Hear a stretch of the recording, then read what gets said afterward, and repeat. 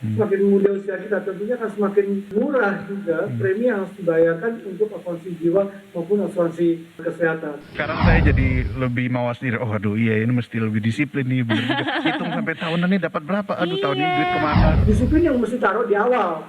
Ya, disiplin tinggi yang taruh di awal.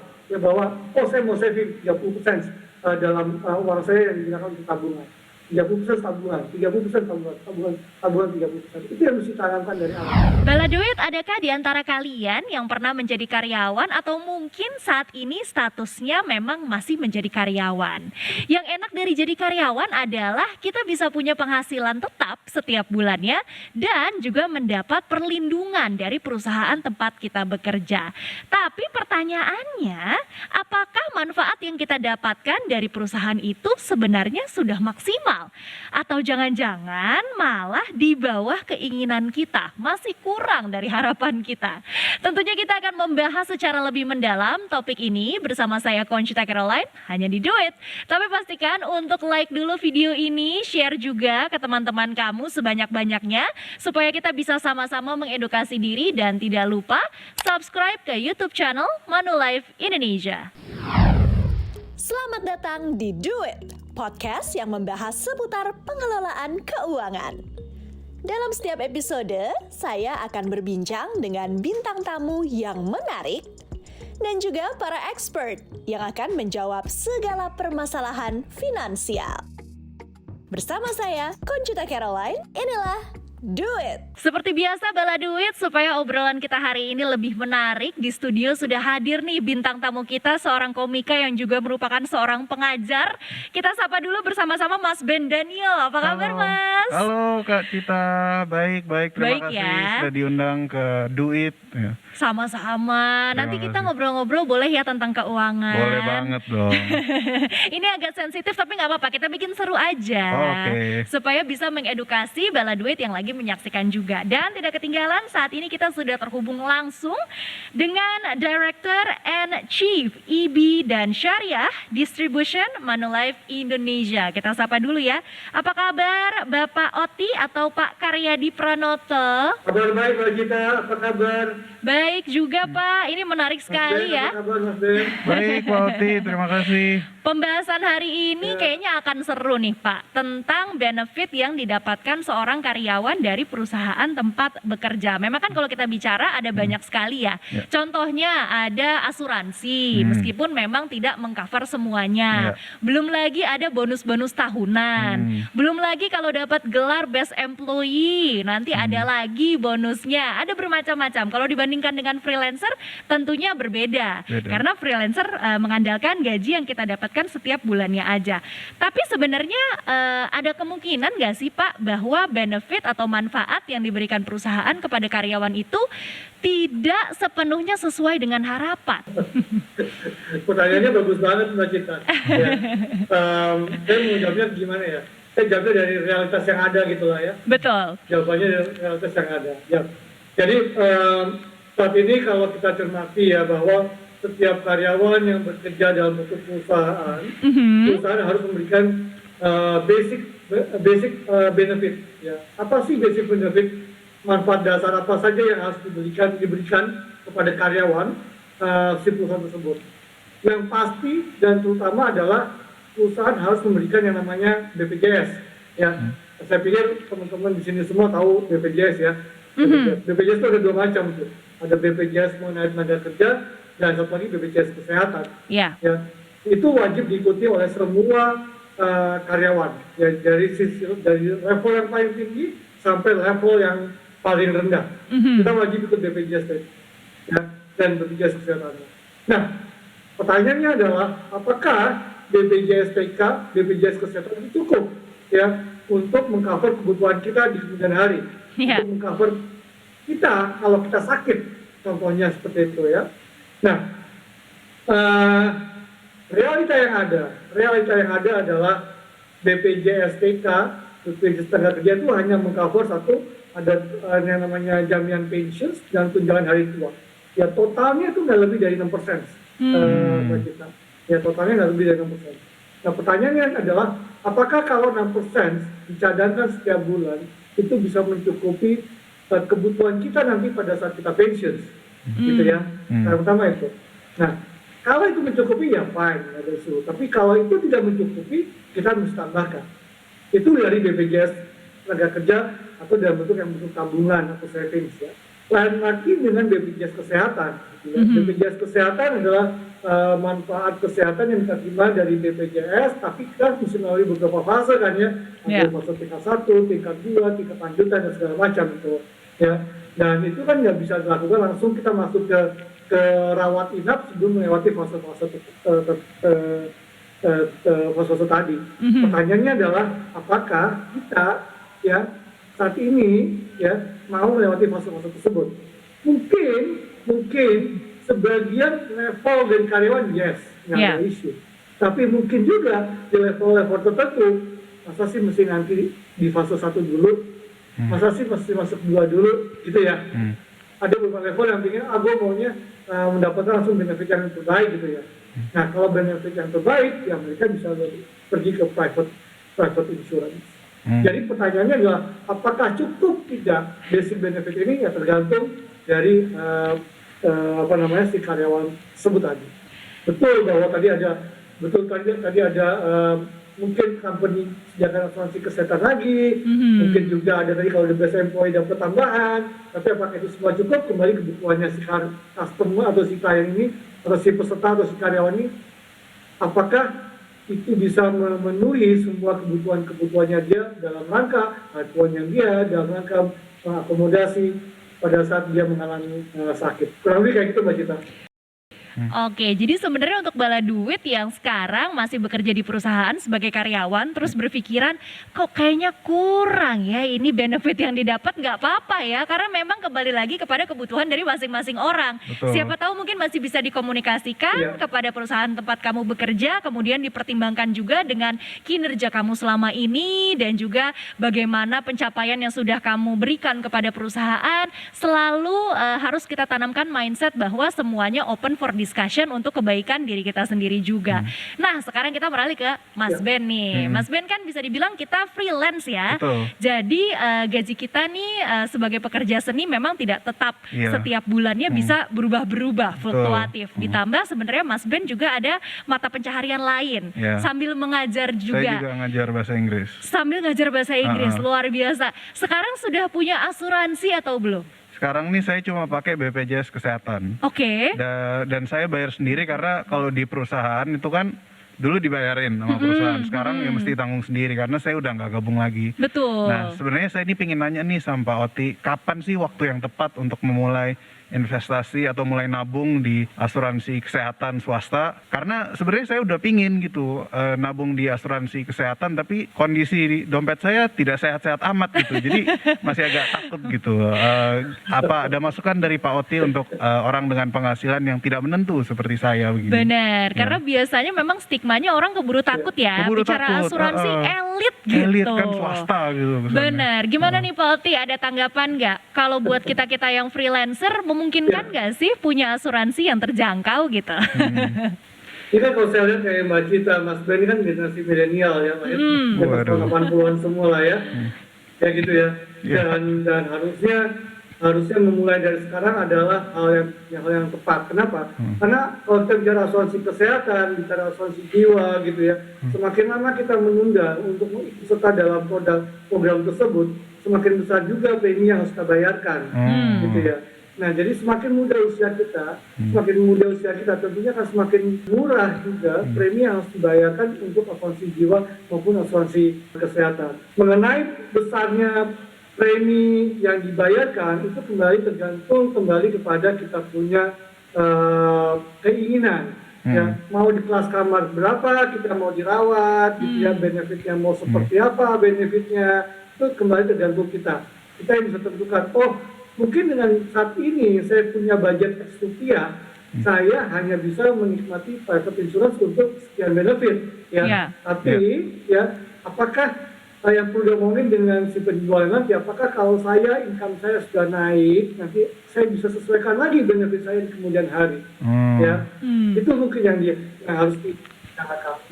Nah, tapi poinnya adalah tadi semakin mudah kita bergabung dengan asuransi jiwa atau asuransi kesehatan, tentunya akan semakin murah premi yang kita bayarkan dalam hal ini. Gitu Mas Ben. Oh gitu, terima kasih Pak Oti. Jadi bisa disesuaikan ya preminya sama kemampuan bayar kita nanti. Jadi cukup fleksibel juga ya? Ya, jadi biasanya mereka melihat benefitnya seperti apa yang mau diambil, terus preminya akan keluar sekian preminya yang harus dibayarkan oleh si peserta gitu loh Mas. Oke, berarti pada intinya jangan terintimidasi dulu nih. Kalau kita mau apply untuk asuransi, kita nggak usah merasa takut. Semuanya bisa dikomunikasikan, kita bisa tanya-tanya secara mendetail sama agent supaya dapat polis asuransi yang sesuai dengan kebutuhan dan juga kemampuan kita. Oke, nah tapi kalau kita bahas mengenai freelancer sendiri ya, Pak Oti, tentunya kan kita juga harus punya nih instrumen-instrumen keuangan yang wajib dimiliki karena memang pekerjaan kita bisa dikatakan tidak bisa disamakan dengan karyawan yang per bulannya sudah ada passive income dengan total yang solid gitu. Kira-kira apa sih instrumen keuangan yang wajib dimiliki oleh para freelancer khususnya di usia muda seperti kami berdua ini? Sebenarnya kalau bicara instrumen keuangan, mau freelancer, mau karyawan tetap, saya berpikir bahwa semuanya sama gitu ya. Instrumen keuangannya sama. Tetapi yang perlu diperhatikan adalah berapa yang harus kita spend ya, kita savings untuk tabungan kita. Karena tadi kalau karyawan tetap kita udah tahu income-nya pasti, kita udah bisa prediksi, oh saya mau tabungkan 10%, 20%, 30% dari income saya setiap bulan ya. Karena saya udah tahu income-nya udah pasti gitu ya. Nah, tetapi yang untuk freelancer ini income-nya kan berubah-ubah gitu ya Mbak ya. Ada bulan ini tinggi income-nya, bulan besok menengah gitu income-nya ya, bulan besok lagi mungkin tidak terlalu banyak income-nya, tapi bulan berikutnya lonjak lagi tinggi, jadi bervariasi gitu ya. Nah, mungkin yang mesti diantisipasi adalah satu, kita mesti melihat rata-rata dalam setahun gitu ya, berapa sih income kita dalam setahun. Dan income kita dalam dilihat setahun tahunan. berapa yang kita mau savings nanti setiap bulannya. Mungkin itu, dan kita mesti disiplin kalau freelancer. Ya, nggak bisa nggak disiplin gitu ya. Karena income-nya nggak menentu. Iya benar. Harus disiplin. Ya. Katakanlah hari ini income kita 100 gitu ya. Income kita 100, kita mau keluarin 75 masih ada uangnya, 175 masih ada uangnya. Tapi besok pada saat income kita 50 tapi kita masih punya spend-nya 75 kan udah nggak bisa lagi ya. Mesti bisa mengkontrol dari record-nya kita berapa kita harus spend setiap bulan ya. Kenapa? Karena pada saat katakanlah kan ada basic pengeluaran Mas Ben ya, yang harus di-manage setiap bulan kan ya. Ya, pada saat basic pengeluarannya ini lebih tinggi dibanding income kita di bulan itu, pasti kan kita pinjam dari income kita yang sebelumnya ya, untuk menutupi basic expense-nya kita, gitu ya. Nah itu yang mesti di-manage dengan baik. Nah bicara instrumen investasi itu juga mesti pintar-pintar kali ya, pintar-pintar. Satu, kenapa harus pintar-pintar? Tadi dengan income yang bervariasi, artinya kita tidak bisa menempatkan uang kita dalam instrumen investasi jangka panjang semuanya, ya. Semuanya nggak bisa jangka panjang. Kenapa? Karena mesti ada cash yang kita mesti sediakan pada saat income kita turun, kita perlu uang, kita bisa pinjam nih dari income kita sebelumnya, yang ditabung dalam bentuk deposito misalnya, dalam bentuk tabungan, kita bisa ambil. Kalau udah income sebelumnya kita taruh di investasi tanah misalnya ya, atau saham gitu ya, pada saat kita cairin, tanah mesti tunggu sekian lama dulu kan untuk dijual ya. Kalau saham, kalau pada saat kita cairin posisinya bagus. Kalau pada saat cairin posisinya kita lagi pasarnya lagi drop, kita malah rugi gitu ya. Jadi mesti pintar-pintar dalam mengatur mana yang bisa kita gunakan untuk buffer fund-nya kita. Ya mungkin itu lebih baik ditaruh lebih banyak di cash, ya bisa di deposit maupun di tabungan biasa. Ya mana untuk yang jangka panjang? Yang jangka panjang ya itu bisa taruh di emas, mungkin bisa taruh di reksadana yang berorientasi fixed income atau berorientasi saham gitu ya, atau instrumen yang lainnya, atau tanah atau rumah dan segala macam. Lebih kayak gitu Mbak kita. Oke, berarti perencanaan keuangannya juga harus matang nih ya, jangan hanya mikirin instrumennya, tapi jangka panjangnya juga harus dipikirkan. Betul. Jangan sampai kita salah pilih investasi, niatnya mau untung ternyata malah rugi. Tadi menarik Mas Ben sempat bilang katanya sudah pernah merasakan jadi karyawan juga di sebuah perusahaan ya. sekali. Setelah sekarang jadi freelancer, apa sih yang mungkin bisa disampaikan plus dan minusnya? Setuju nggak sama kalimat ya kalau mau aman jadi karyawan gitu? Menurut saya sih aman nggak aman tuh relatif ya, karena jadi karyawan juga kadang nggak aman-aman juga. Apalagi pas pandemi kan kita tahu sendiri banyak karyawan yang kena pemotongan gaji, PHK. Betul. Saya salah satu yang kena pemotongan gaji. Oke. Dan ya cukup sakit lah di situ. Jadi saya sambil kerja sebagai seorang freelancer, sebagai komika juga. Secara pribadi plus minusnya, waktu jadi karyawan ya yang pasti ada dapat penghasilan tetap tiap Pasti. bulan. Dapat benefit yang meskipun agak tertekan karena pandemi. Kalau sebagai freelancer ya lebih banyak waktu luang gitu. Waktu luang tuh bahasa yang keren ya sebenarnya, waktu rebahan. Tapi saya senang banget tadi masukan dari Pak Oti itu, maksudnya justru kita sebagai freelancer harus lebih disiplin ya, Iya. karena kita punya banyak waktu merencanakan instrumen keuangan juga. Tapi sejauh ini saya masih lebih pingin jadi freelancer lah, karena jadi karyawan tuh sebenarnya menyenangkan, tapi lebih menyenangkan rebahan sambil ya dapat amin tiap bulan. Amin. Karena personalitinya lebih free spirited Lebih free kayaknya spirit ya, ya, lebih bebas gitu. Jadi Iya. lebih cocok dengan industri freelance. Dan sekarang saya jadi lebih mawas diri. Oh aduh iya ini mesti lebih disiplin nih, bener juga. Hitung sampai tahunan nih dapat berapa. Aduh tahun ini Iya. duit kemana. Jangan Beli kroffel tergiur terus. loh. Oke. Freelance itu sekalinya cair angkanya lumayan, tapi belum tentu bulan depannya cair segitu lagi Iya. kan. Jadi harus siap-siap. Tadi sempat dibahas juga sama Mas Ben sedikit bahwa memang di masa pandemi ini banyak orang harus kehilangan mata pencaharian.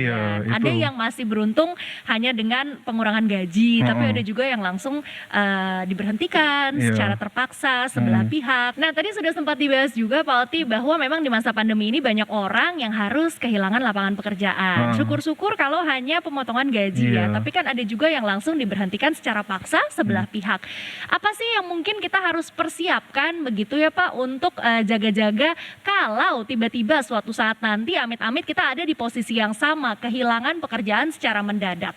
Dari yang tadinya bulanan ada gaji, ada tunjangan asuransi, ada bantuan bonus, tiba-tiba jadi nggak ada sama sekali. Sebagai seorang karyawan, apa yang setidaknya wajib untuk kita persiapkan dan miliki? Ini kalau saya jawab dengan teori kayaknya mudah, gampang banget Mbak teorinya Mbak. Tapi Iya. prakteknya pasti susah. Jadi gini, ada satu quotes orang bilang, saya lupa dari siapa gitu ya, mengatakan bahwa kalau kita hanya tergantung sama gaji, ya, kita akan mendekati kemelaratan katanya. Oh. Kalau hanya bergantung sama gaji, berarti akan mendekati satu kedepannya kesengsaraan, kemelaratan gitu. Mungkin benar juga ya apa yang disampaikan oleh si orang ini ya. Kenapa? Karena pada saat kita bergantung sama gaji, pada saat kita nggak punya gaji, ya kita hanya berharap dari tabungan. Dan berharap dari tabungan, kalau kita menabungnya cuma di instrumen investasi yang safe, berapa sih returnnya, gitu ya? Ya. Berapa sih returnnya? Dan pada saat nanti kita tua nanti, ya ada satu biaya yang membengkak, ya kesehatan yang membengkak, biaya mantu yang muncul gitu ya. Ya, mantu kan tuh singkatan dari yang eman-eman metu gitu ya.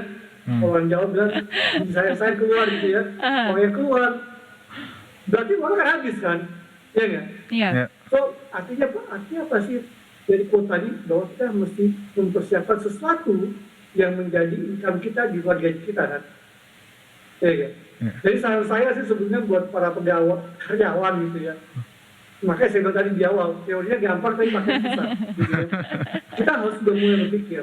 Iya. Kita sudah mulai berpikir apa sih yang mau kita lakukan selain kita menerima gaji setiap bulan, gitu ya.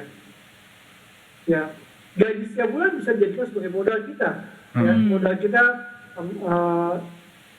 pelan-pelan ngumpulin katakanlah buat kos-kosan. Ya, beli tanah 100-200 meter atau 200 meter, jadiin kos-kosan sebagai source income-nya kita. Gitu ya. Tapi kita mesti punya satu sumber lagi agar nanti pada saat tadi amit-amit kalau pensiun, kalau PHK gitu ya. Ya. Ya kalau PHK kita udah punya source income. Ya, yang lain gitu ya. Ada source income tadi bisa dari kontrakan atau dari kos-kosan gitu ya. Itu dari apalah. Ada teman saya buka itu loh enggak.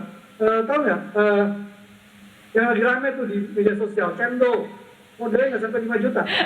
Oh. Ya. Oh iya, Tapi Pak. bisa return. Ada return on investment-nya. Ya. Ada mana income yang bisa dia terima lagi setiap bulan. Kan? Iya. Selain kalau sebut kalau misalnya kurang lebih 5 juta, bisa punya beberapa boots gitu ya. Income-nya bisa lumayan. Ya. Sehingga pada saat dia yang punya pekerjaan, ya, dia akan fokus ke pekerjaan-pekerjaan yang dia jalankan ya sekarang, itu pun juga menghasilkan uang kan. Ya. So, jadi saran saya adalah saat bekerja, ya sebenarnya kita mesti fokus, mesti konsentrasi sama pekerjaan kita, ya, tapi kita juga mesti berpikir apa yang harus kita lakukan kalau pekerjaan ini nggak ada. Betul. Usahakan cari pekerjaan-pekerjaan yang mudah saja, yang tidak terlalu banyak membuang waktu berpikir gitu ya, dan kita mesti mendapatkan income lagi setiap bulan pada saat kita determinasi atau pada saat kita pensiun nanti. Tapi gitu Mbak Cita.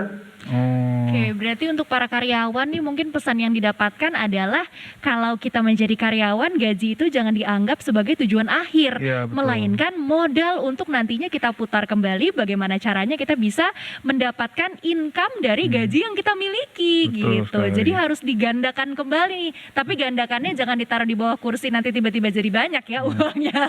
Tidak dengan cara kayak gitu ya. Ya, nggak bisa ya. Investasi maksudnya, Oh, oke. bala duit, jangan salah paham. Nah, ngebahas juga tentang gaji karyawan. Ini kan mungkin kita bisa ya berandai-andai, oke, nanti dari gaji kita coba bikin usaha baru. Tapi tidak sedikit juga gitu ya Pak Oti yang bilang bahwa gaji saya kan nggak seberapa. Kalau manajer mungkin iya gajinya bisa buat ditabung lagi. Kalau kita yang karyawan biasa memangnya bisa punya masa pensiun yang nyaman, tenang, hanya berdasarkan dari pendapatan kita sebagai karyawan. Itu bagaimana Pak menyikapinya? Karena lumayan banyak nih yang mention di Twitter menanyakan pertanyaan ini. Ini juga lucu juga sih Mbak. Aha. Wah, saya karyawan, gimana saya mau ngisiin dana saya ya, ya untuk makan sehari-hari aja pas-pasan gitu lah ya. Iya. Pada saat saya manajer, pas yang sama kembali lagi terjadi Mbak Cita. Pada saat posisi manajer, karena gini ya, pada saat kita naik ya, kebanyakan saya yakin kalau Mas Ben sama Mbak Cita nggak seperti yang saya sampaikan ya, pada saat naik dari posisi karyawan jadi posisi manajer, ya bukan yang pada saat naik pengeluaran kita pun juga akan ikut naik dengan sendirinya. Oh iya bener. Saya ngerasain Dan banget tadi tuh. niatnya dan pada saat saya manajer saya saving 20%, karena pada saat saya manajer saya cuma saving 5%. Ya. Banyak dari kita pada saat kita manajer ternyata yang saving nggak sampai 5% juga akhirnya. Gitu. Karena expense kita naik. Ya. Ya. Ini saya bicara realnya kayak gitu. Ya, kalau ketawa mungkin jadi juga ya Mbak Cita ya. Iya bener sih Pak, Ya. karena Ini kita saya bicara ngerasa realnya kayak gitu. Berarti lebih ke mindset ya Itu Pak kan Oti ya ya. kondisinya. Nah, kembali ke mindsetnya. Jadi sebetulnya yang harus dilakukan adalah kembali teori gampang. Pada saat gaji naik lu mesti maintain lu punya apa namanya expense. Tapi ternyata nggak bisa kayak gitu. Dan expense juga biaya juga ikut naik pada saat gaji kita naik. Kembali pada disiplinnya kita. Ya, disiplin yang mesti taruh di awal. Ya, disiplin tinggi yang di awal. Ya bahwa saya mau saving 30% dalam uang saya yang digunakan untuk tabungan. 30% tabungan, 30% tabungan 30%. Itu yang mesti tanamkan dari awal. Ya, baik dari level karyawan, level manajer, maupun sampai level tinggi. Jadi udah nggak ada pemikiran bahwa nanti aja deh saya kalau manajer untuk nabung. Nanti saya udah jadi misalnya deputy head, misalnya saya nabung, saya ke Kadif aja saya nabung. Nggak seperti itu. Di level karyawanmu bisa nabung. Yang penting adalah kita mulai disiplin ya sekarang. Sekecil apapun, mulailah untuk nabung. Karena semakin panjang waktu nabung, semakin besar juga uang yang akan kita terima. Betul. Jadi kalau mau aman jadi karyawan bukan masalah nominal gajinya, tapi disiplinnya. Karena Disiplin. berapapun gaji yang didapat sebenarnya pasti bisa dikumpulkan dan bisa di-manage dengan baik asal perhitungannya tepat begitu. Kalau Mas Ben nih ada ini nggak sih tiap bulanan ada fee yang masuk atau ada honor yang masuk? Ada pos-pos juga kah di rekening banknya saat ini? Misalnya pos ini untuk tabungan, ini untuk emergency money, ini untuk masa depan gitu. Ada nggak? Ada Mbak, kebetulan saya punya satu tabungan semuanya emergency. Oh Jadi, iya. Oh kirain aku udah kagum aja loh. Kayak hebat banget. semuanya emergency. Iya, jadi memang menarik ya karena biasanya kan karena saya pernah di fase itu nggak sadar gitu. Tahun pertama gajinya segini, tahun kedua kerja gajinya naik. Dulu beli ayam KFC cuma 1 ayam, sekarang 3 ayam. Lama-lama satu bucket gitu. Ada 1 bucket gitu. Iya, itu yang bikin saya kayak wah mikir juga bener juga ya kayaknya bikin pos tabungan ini juga penting. Masalahnya kan kalau kita sebagai karyawan dulu tuh mikir antara tunggu gajinya naik, tunggu gedean naik jabatan atau naik gaji baru nambung. Ya iya kalau gaji Anda naik, kalau Anda di PHK atau dipotong seperti saya kan jadi pusing sendiri kan ngelabakannya. Tapi saya sih dari tadi kasihkan gitu nyimakin Pak Oti karena intinya sih mulai nabung lah sekecil mungkin karena kan mindsetnya yang penting kan disiplinnya dulu. Ya betul. Jadi memang baiknya dari awal saat gajian tuh sudah langsung disisihkan ya, jangan dari sisanya baru kemudian ditabung karena kalau seperti itu disiplinnya tidak terlatih. Lebih baik dari sekarang sudah disediakan pos-posnya. Kalau untuk karyawan sendiri Pak Oti biasanya kan sudah ada asuransi yang bantu di cover oleh pihak perusahaan ya. Jadi baiknya kalau kita mau nambah lagi itu asuransi kesehatan lagi atau asuransi jiwa dulu atau asuransi pendidikan untuk anak dan masa depan, mana yang mungkin menjadi rekomendasi dari Pak Oti? Tergantung dari statusnya kita seperti apa ya. Kita sudah berkeluarga kah atau kita masih sendiri gitu ya. Karena pada saat kita sendiri, kita berkeluarga punya anak, sebetulnya beda-beda ya Mbak Cita ya. Betul. Saya ambil contoh misalnya perusahaan sudah kasih asuransi kesehatan, asuransi jiwa gitu ya. Tapi dia posisinya masih sendiri, masih single ya. Masih single. Nah, menurut saya kalau posisinya masih single, ya yang dipentingkan adalah asuransi kesehatan dulu nih. Apakah asuransi kesehatan yang dari kantor sudah cukup atau belum? Ya, kalau belum cukup, kita tambahin pakai asuransi sendiri, gitu ya. Itu kalau masih single nih. Ya. Tapi pada saat kita sudah berkeluarga, ya sudah berkeluarga kita punya tanggungan, keluarga punya istri punya tanggungan, gitu ya. Selain pendidikan yang mesti disiapkan, karena ada anak yang kita mesti pikirkan masa depannya, bagaimana dia masuk SD, SMP, SMA, kuliah gitu ya, kita mesti siapkan. Ada juga yang mesti kita siapkan. Sebagai laki-laki, logikanya kita bertanggung jawab terhadap kelangsungan keluarga ini kan ya. Jadi kalau saya berpikir kalau saya tidak ada, ya keluarga ini harus tetap berjalan kan. Ya. Nah, bagaimana cara keluarga ini berjalan? Berarti saya mesti di cover insurance kan, asuransi jiwa. Gitu ya, asuransi jiwa saya mesti punya, saya mesti pikir, saya mesti punya sekian sehingga pada saat amit-amit saya nggak ada, keluarga saya masih berjalan dengan baik. Gitu ya. Nah baru kita bikin asuransi kesehatan, dana pensiun saya kita pikirkan sama-sama agar semua berjalan dengan baik ke depan. Kurang lebih itu Mbak Cita. Oke, berarti skala prioritasnya juga tergantung dari status kita saat ini ya. Kalau sudah berkeluarga beda lagi, sementara kalau masih single beda lagi. Tapi baiknya sih bisa punya semua, mudah-mudahan sedikit-sedikit supaya nanti semuanya bisa tercover karena seperti yang sudah sempat dibahas juga kita nggak tahu ya apa yang akan terjadi dalam waktu 1-2 tahun atau bahkan 5 tahun ke depan. Jadi lebih baik kita bersiap daripada nantinya kalau dihitung-hitung kita malah lebih rugi daripada kita punya backup plan atau cadangan rencana begitu. Terakhir nih Pak Oti, sebelum kita menutup perjumpaan, mungkin ada yang mau disampaikan kepada Bala Duit yang saat ini berstatus sebagai karyawan, masih menjadi pejuang nih di perusahaannya. Ada kalimat ajakan mungkin supaya lebih aware lagi sama dunia asuransi bahwa asuransi itu bukan lagi untuk gaya-gayaan, bukan lagi untuk keren-kerenan, tapi memang sudah menjadi sebuah kebutuhan pokok khususnya di zaman sekarang. Iya, dan memang penting ya. Kita nggak pernah tahu resiko itu kapan terjadi gitu ya. Bisa 5 menit dari sekarang, bisa 10 menit dari sekarang, bisa setengah jam dari sekarang, bisa satu bulan dari sekarang. Kita nggak tahu resiko itu kapan terjadi. Itu yang satu yang mesti kita perhatikan. Ya, So, buat teman-teman yang saat ini mendengar acara ini atau menonton acara ini, sebaiknya ya kita mulai berpikir bagaimana kita bisa mengaccept, menerima risiko tersebut. Ya, dengan cara apa? Dengan cara kita ikut asuransi. Untuk apa? Untuk kita mengalihkan risiko ini kepada pihak yang lain, yang mentransfer risiko ini kepada pihak yang lain, sehingga apabila terjadi sesuatu ada pihak lain yang bisa cover. Tadi seperti yang saya sampaikan, kalau kepala keluarganya ada, ya ada uang asuransi yang bisa digunakan kembali buat keluarganya dalam melangsungkan kehidupan mereka sampai ke depannya. Untuk asuransi kesehatan, apabila apa yang diberikan BPJS belum cukup, apa yang diberikan perusahaan belum cukup, asuransi kesehatan yang kita beli bisa mengcover itu semua. Kenapa? Inflasi kesehatan itu lebih tinggi dibanding inflasi moneter. Ya.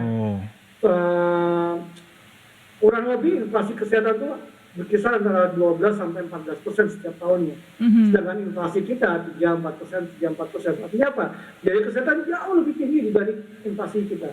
Gaji naik sesuai dengan inflasi kan yang maksudnya ya. Biasanya inflasinya berapa? 3%, ya udah gaji naik 3%. Ya enggak?